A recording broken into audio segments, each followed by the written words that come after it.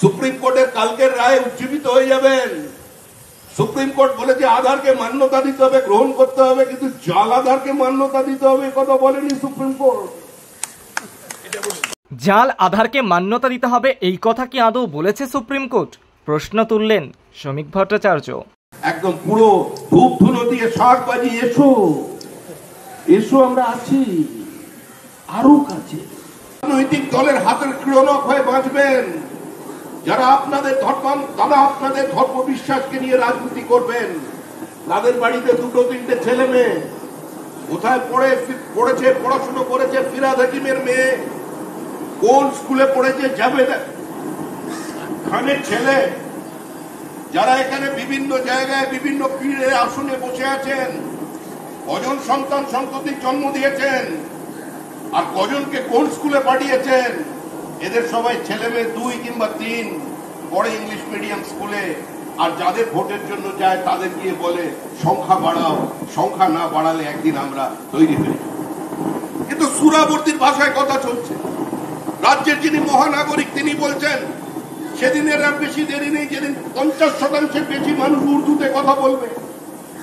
পশ্চিমবঙ্গের মানুষ এটা মেনে নেবেন।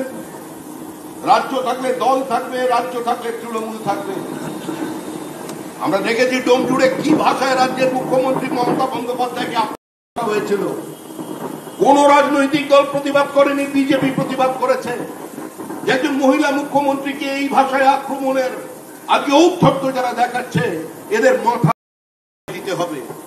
একটা কথা, যাদের সঙ্গে আজকে হাতে হাত ধরেছেন, এখানে যাদের বিরোধিতা করে দিল্লিতে গিয়ে একসঙ্গে কংগ্রেস, সিপিএম, তৃণমূল, মানে একদম জমাট ব্যাপার, প্রেম মানে ভালোবাসা কোথায় ধরে রাখবে বোঝা যাচ্ছে। এই যে আজকের দিনে আমরা দেখতে পাচ্ছি আগে কি প্রেম, মানে বলছে একদম এখন বলছে যে স্টাডি বরবাদ করে দেবে, বলছে এসআইআর চলবে না, আবেদন করেছে। খুব সুন্দর, স্টাডি বরবাদ করে দেবে বলছে এসআইআর চলবে না, আবেদন করেছে। খুব সুন্দর ভাবে, যুক্তিটা খুব ভালো।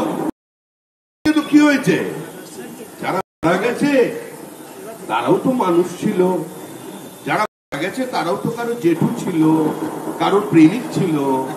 তাই যারা মারা গেছে ওদের নামটা ভোটার লিস্টে রেখে দিতে। ওরা রোহিঙ্গা, ওরা মায়ানমার থেকে তাড়া খেয়েছে, বাংলাদেশে ঢুকেছে, বাংলাদেশ তাড়া করেছে, ওরাও তো মানুষ, ওদের এখানে রেখে দিতে হবে। একদিন যারা বলেছিল যে দেশটা নাপাক, অপবিত্র, দারুল হার্ব যুদ্ধভূমি, যারা বলেছিলেন এই কলকাতার মাটিতে দাঁড়িয়ে এখান থেকে মিছিল গিয়েছিল, কান মে বিড়ি মুহ মে পান লড়কে লেঙ্গে পাকিস্তান, যারা এই কলকাতার বুকে দাঁড়িয়ে আজকের দিনে স্লোগান তুলেছিল হজ কে লিয়ে পাকিস্তান লড়কে লেঙ্গে হিন্দুস্তান, আজকে আবার তারা আসছে দেশের ভিতরে, আবার আসছে।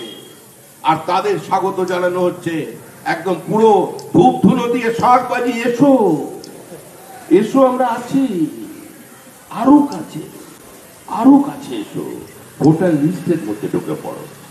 কেউ যদি মনে করে থাকেন সুপ্রিম কোর্টের কালকের রায় উজ্জীবিত হয়ে যাবেন।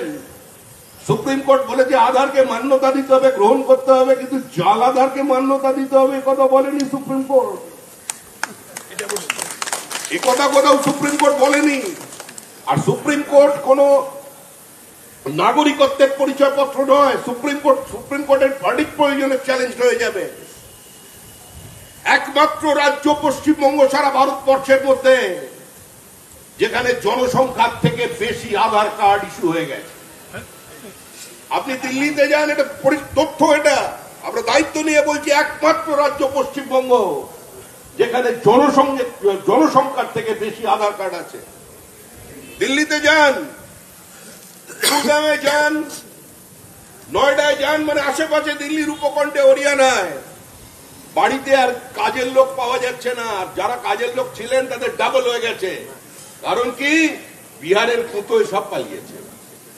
লক্ষ্মী, সোনা, মোনা, কত নাম সিঁদুর পরে ঢুকে পড়েছিল কাজে বাংলাদেশ থেকে পাড়ে এসে, এখন কাউকে খুঁজে পাওয়া যাচ্ছে না।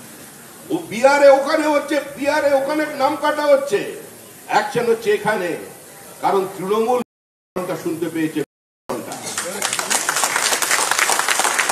আরে এটা কাল লড়া, ভোটার লিস্টে রিভিশন হবে না, ৭৯ বছর বয়স হয়ে গেল দেশের, পৃথিবীর চতুর্থ অর্থনীতি হয়ে গেছে, ৩য় নম্বরে পৌঁছচ্ছে।